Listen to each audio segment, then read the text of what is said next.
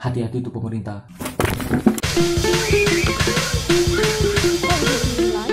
What we do in life. Ketemu lagi dengan saya, Mayeda. Kali ini kita akan membahas satu jurnal yang menarik. Judulnya Being Women in the Land of Sharia, karya Muhammad Ansor.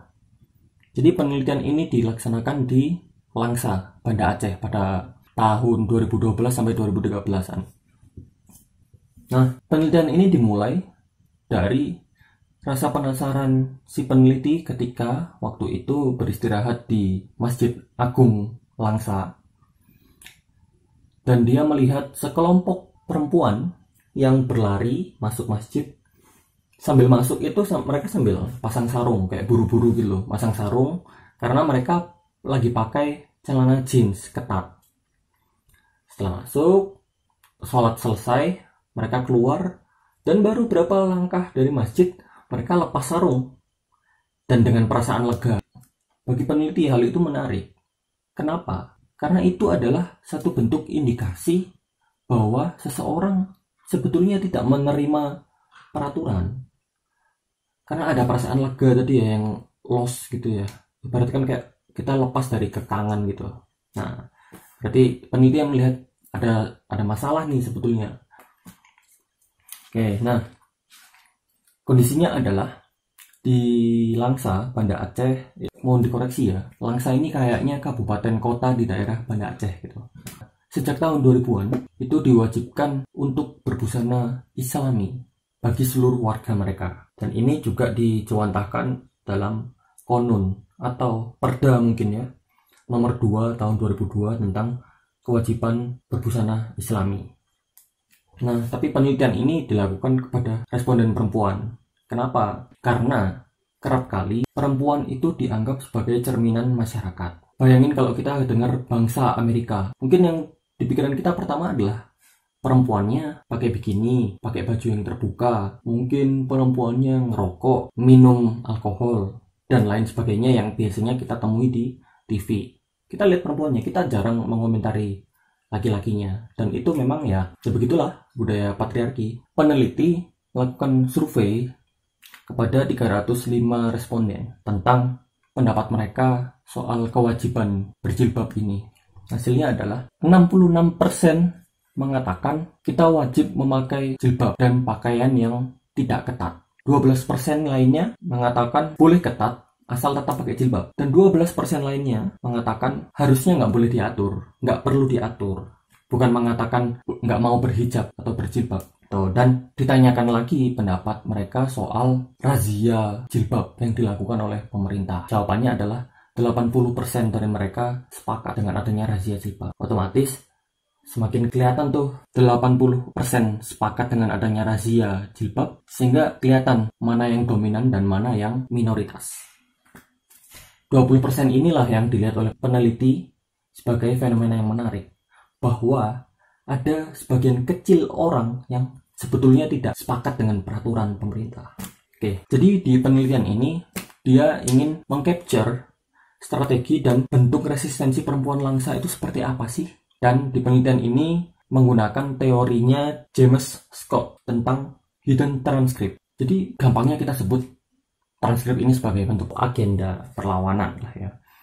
Di sini ada dua jenis transkrip, yaitu adalah public transcript dan hidden transcript. Public transcript ciri-cirinya adalah organik, sistematik, dan bersifat kelompok. Jadi di situ kelihatan tuh ada organisasinya apa sih, ada komunitas apa sih, forum apa.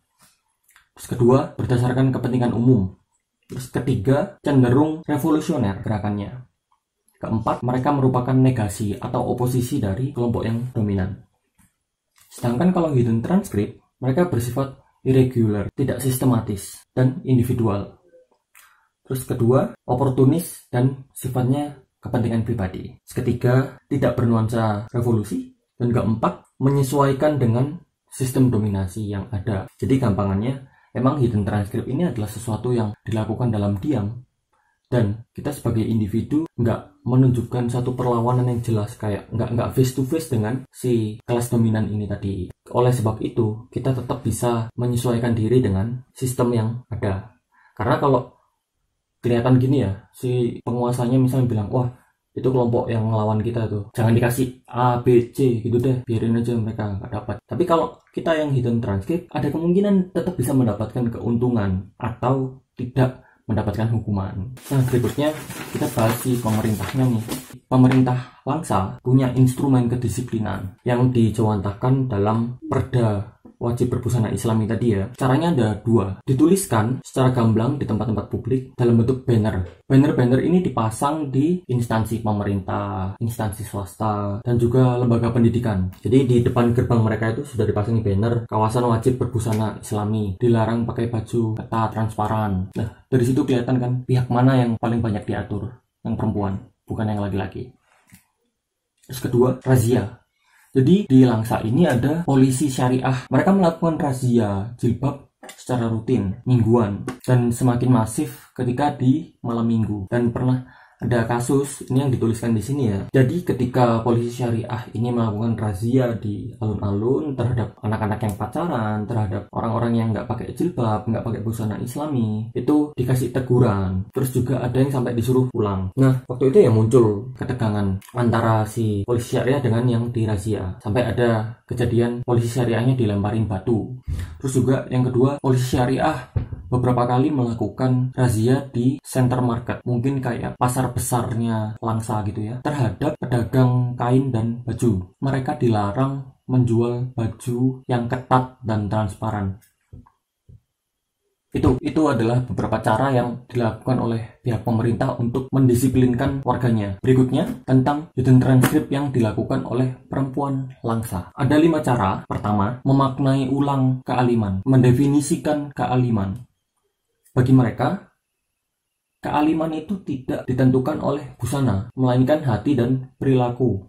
Itulah esensi dari keimanan atau kealiman itu tadi. Dan bagi mereka, jilbab itu adalah simbol aja dan juga sebagai fashion. Kedua, merasionalisasi fungsi busana. Maksudnya apa? Jadi di sini ada satu responden yang mengatakan, jadi karena kami di sini sering pakai motor, maka lebih cocok pakai celana jeans daripada rok yang longgar karena berbahaya, bisa nyangkut di roda atau di mesin. Apalagi kalau kami melakukan perjalanan jauh ke kota misalnya, ke Aceh misalnya.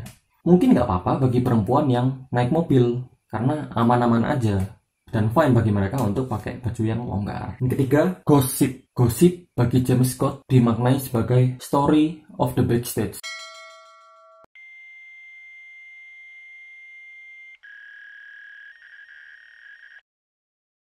Gosip itu adalah pembicaraan yang dilakukan oleh dua pihak membicarakan pihak ketiga yang tidak ada di situ. Nah, ciri-cirinya gosip itu ada 3. Adalah the absence of the third party, ketiadaan pihak ketiga. Kedua, no original story, nggak ada sumber yang jelas ceritanya seperti apa yang benarnya. Terus ketiga adalah many distributor. Distributornya itu banyak, penyebar gosipnya ini banyak. Ya kita tahu sendiri. Keempat, media sosial. Jadi waktu itu ada kasus putri gantung diri di Langsa. Keywordnya itu. Jadi ceritanya ada satu perempuan yang sempat kena hukuman syariah dan dia malu. Karena nggak kuat menahan malu, akhirnya dia gantung diri. Itu jadi polemik besar di media sosial pada tahun itu. Jadi ada yang bilang, tiru pejabat Langsa noh, kalau mau ngelonte ke Medan, kalau di sini ntar ketahuan. Ya itu komentar sinis dari warganet. Sebagaimana kita tahu, media sosial itu kita bisa anonim. Dan karena anonim itu, kita akhirnya merasa bebas untuk mengekspresikan apa yang kita pikirkan dan apa yang kita rasakan gitu ya. Makanya komentarnya pedas-pedas. Hati-hati itu pemerintah. Yang kelima, part-timer tight dress. Ini adalah pakai busana Islami seperlunya aja. Jadi kayak misalnya saya mau ke kampus, ya saya pakai baju muslim. Saya mau ke masjid, ya saya pakai baju muslim. Tapi setelah selesai ya sudah, saya casual aja. Seperti contoh pertama tadi, waktu di latar belakangnya si peneliti di Masjid Agung.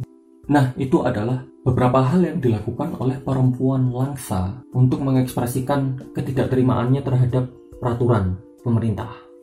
Jadi kepada pemerintah, carilah cara yang lebih demokratis. Masyarakatmu ini bisa diajak bicara, bisa diajak diskusi. Mereka juga punya pandangan yang berbeda. Jangan dipaksa, karena pemaksaan justru akan melahirkan perlawanan. Oke, Mungkin itu yang bisa kita bahas hari ini. Harapannya ini bisa jadi bahan pembelajaran buat kita semua, jadi pengetahuan baru yang mungkin bermanfaat di kemudian hari. Oke, sekian dari saya. Jika berkenan dan bermanfaat bisa di like, subscribe, dan share. Bye.